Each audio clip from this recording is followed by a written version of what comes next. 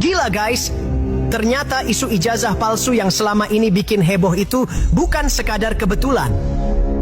Di balik layar, ada persekongkolan terstruktur. Mantan pejabat, pengacara, jenderal, partai politik, hingga konten kreator ikut main. Rismon jadi korban tekanan, dipaksa buat nyatakan hal yang nggak benar. Bahkan muncul dugaan perselingkuhan dan manipulasi moral yang bikin bulu kuduk berdiri. Farhad Abbas buka semua fakta di depan publik, dan kalau kalian pikir ini cuma gosip, salah besar. Video ini bakal kupas tuntas politik kotor, penyalahgunaan profesi hukum, propaganda media, dan ancaman moral publik. Kita ngobrol santai tapi langsung ke titik, tanpa basa-basi, tapi bikin kalian sadar apa yang sebenarnya terjadi. Oke, mari kita buka lembaran pertama dari drama politik yang katanya serius, tapi kalau diamati, isinya kayak skenario sinetron kriminal plus reality show. Jadi gini teman-teman, isu ijazah palsu yang menghantam tokoh publik ini bukan sekadar gosip tetangga atau drama kantor biasa. Ini lebih ke operasi terselubung, dirancang, diskenariokan, bahkan didanai supaya terlihat natural di mata publik. Bayangin, bukan cuma ada yang nyebarin kabar, tapi ada yang bener-bener duduk di meja, bikin rencana, dan bayar orang buat ngejalanin skrip ini. Nah, di tengah semua drama itu, ada Rismon.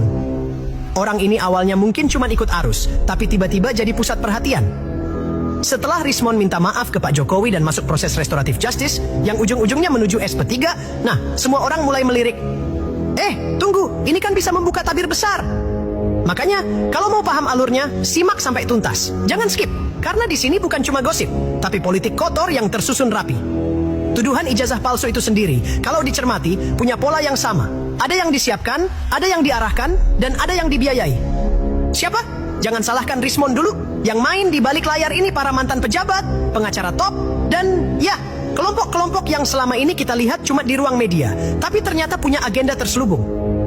Mereka ini yang bikin narasi, supaya masyarakat percaya sesuatu yang mungkin gak benar sama sekali. Rismon sendiri, kata Farhad Abbas, sampai dipaksa untuk bilang ijazah itu palsu. Padahal, katanya Rismon sudah mulai curiga dan kayaknya tahu, sebenarnya asli. Tapi tekanan datang terus, entah dari pengacara atau orang-orang di balik layar. Tetap bilang palsu, tetap main peran lu. Gila nggak sih? Jadi klien dikendalikan sama pengacara sendiri. Sekarang kita ngerti kenapa banyak orang ngomong sedih, politik itu kotor banget. Dan ini bukan cuma kotor biasa, ini rapi banget. Kayak operasi militer, semua ada target, semua ada strategi. Kalau kita lihat dari sisi hukum, ya, pertemuan klien sama pengacara di kamar itu wajar. Strategi hukum, briefing kasus, semua itu biasa. Tapi di sini ada twist yang bikin kita geleng-geleng. Selain strategi hukum, ada dugaan interaksi personal yang bisa dibilang, tidak etis. Sementara media dan konten kreator, klaster media, langsung main dramatisasi. Waduh, mereka di kamar sama-sama, pasti ada perselingkuhan. Padahal bukti apa? Belum ada CCTV, belum ada saksi pasti. Cuman asumsi, spekulasi, dan narasi yang dibangun rapi, biar publik panik dan percaya. Nah, ini baru satu lapisan. Ada lagi, dugaan keterlibatan mantan pejabat, katanya mantan petinggi KPK, yang ngatur para pengacara, supaya narasi ini berjalan lancar dan menghasilkan keuntungan ekonomi buat kelompok tertentu.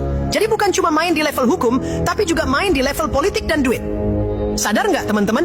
Ini bukan kebetulan, ini strategi. Semua langkah terukur, semua orang yang ikut, pengacara, pejabat, sampai klaster media, punya peran spesifik.